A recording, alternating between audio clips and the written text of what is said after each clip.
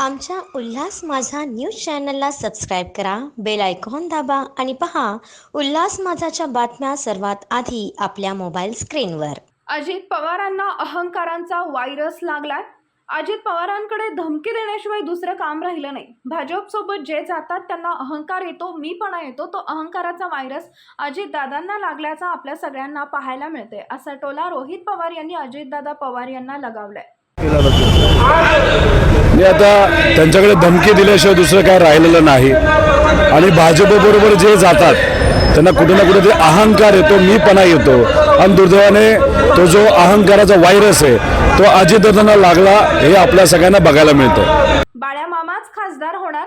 भिवंडी लोकसभा मतदारसंघाची निवडणूक लोकांनी हाती घेतली, तसे वातावरण पाहायला मिळाले। त्यामुळे बाळ्या मामाच भिवंडी लोकसभेच्या खासदार होणार असं रोहित पवार यांनी सांगितलंय।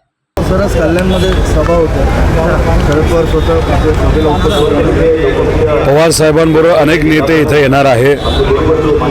सुरेश भाऊ म्हात्रे जे आपले उमेदवार आहेत, बाळ्या मामा ज्यांना प्रेमाने लोक म्हणतात, त्यांचं वातावरण आणि लोकांनी इलेक्शन हातात घेतल्यामुळे आम्हाला विश्वास आहे की इथून तुतारी वाजवणारा जो माणूस आहे त्याचे चिन्ह आहे 100% ते यशस्वी ठरेल आणि बाळ्या मामा हे खासदार होतील।